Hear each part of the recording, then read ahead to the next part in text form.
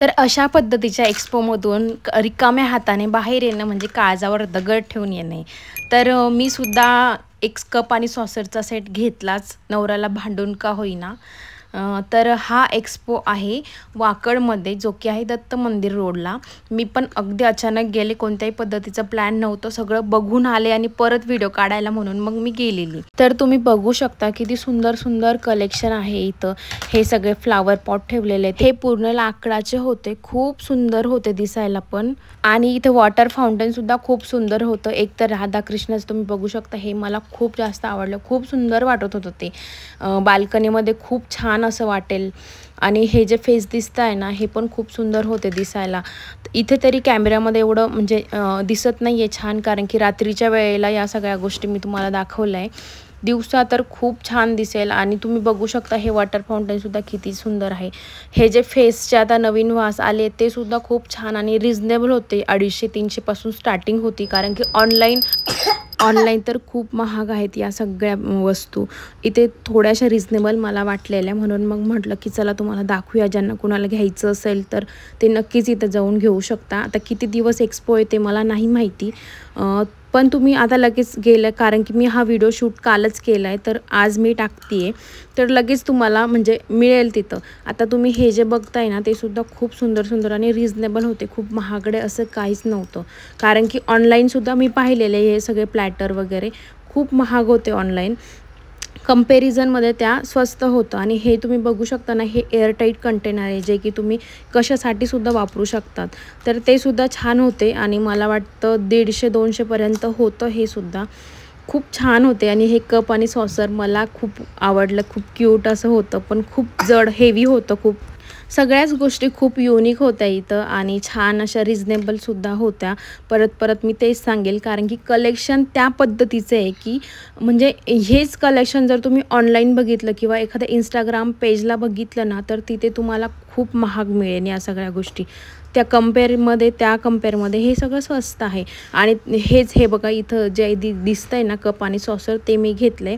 मला असं वाटतं याला टेराकोटा काय म्हणतात मला म्हणजे नाही माहिती. ज्यांना कोणाला माहिती असेल या म्हणजे जे कप आणि सॉसर मी घेतले त्याच्या डिझाईनबद्दल कोणाला माहिती असेल तर प्लीज मला कमेंट करू शकता तुम्ही.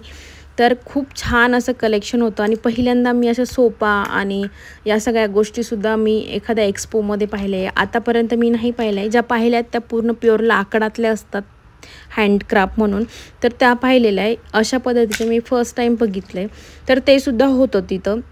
आणि छान बाळांना खेळायला ट्रॅम्पोलिनसुद्धा होतं, की थोडं बोर झाले थोडंसं बेबीज वगैरे, तर तिथं जाऊन खेळू शकतात अशा पद्धतीचं.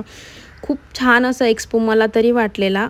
मस्ट व्हिजिट आहे. जे कोणी वाकडमध्ये राहत असेल त्यांनी एकदा नक्कीच व्हिजिट करा या एक्स्पोला. खूप छान आहे, खूप मस्त आहे. हे बघा फ्रेमसुद्धा आहे तिथं. आतमध्ये कपडेसुद्धा होते, ते मी दाखवायला विसरले. ते क्लिप मिस झाल्या माझ्याकडून. कार्पेट होते, खूप छान छान असे सुंदर होते सगळ्या गोष्टी. आणि तुम्ही बघू शकता इथं जे ऑनलाईन आपल्याला दिसतं ना, जे की खूप छान छान असे वॉल डेकोर आयटम असतात, ते सुद्धा होते इथं. पण थोडेसे कम्पेअर टू मला थोडे महागडे वाटले, कारण की 4-5 हजार असे होते. छान होते दिसायला, खूप सुंदर वाटत होते, पण थोडेसे कॉस्ट जास्त होती याची. ऑनलाईन थोडे कंपेअरमध्ये तुम्हाला स्वस्त मिळतील. तर या सगळ्या गोष्टीसुद्धा होत्या इथं. तर खूप सुंदर आहे, एकदा तरी नक्की व्हिजिट करा. ही वॉच मला खूप आवडली, जी की बाईकच्या आकाराची होती. तर ती मला खूप सुंदर वाटली, पण त्याची रेट पण खूप जास्त होती. त्यामुळं मी इथून या पद्धतीचं काहीच बाय नाही केलं. कंपेअर टू सिरॅमिकपेक्षा या सगळ्या गोष्टी मला थोड्याशा महागड्या वाटल्या इथं. सिरॅमिकमध्ये तुम्ही नक्कीच काहीतरी म्हणजे बाय करू शकता, थोड्याशा रिजनेबल आहे. पण या सगळ्या गोष्टी थोड्याशा महागड्या मला वाटल्या, म्हणून मी इथून दुसरं काही घेतलेलं नाही आहे. छान प्रकारे इथं बऱ्याचशा गोष्टी होत्या, ज्या की मी बऱ्यापैकी मिस केल्या आहे, माझ्याकडून झाल्या आहे. हे मला खूप आवडलं इथलं हे कलेक्शन लाकडाचं. खूप सुंदर आणि युनिक अँटिक असं वाटत होतं. आणि थोडंसं मला असं वाटतं की हे सुद्धा कॉस्टली होतं. तसं अँटिक म्हटल्यावर थोडं असतातच म्हणा कॉस्टली, पण छान होतं सगळ्या गोष्टी, खूप सुंदर होत्या. हे फोल्डेबल चेअर तर मला खूप आवडले, वाटलेलं पण बाळासाठी घ्यावी, पण म्हटलं लाकडाची आहे, उड्या मारतात लहान बाळ वगैरे, तर तोडून ती नक्कीच टाकेल. त्यामुळं मग मी बाय वगैरे नाही केली आहे.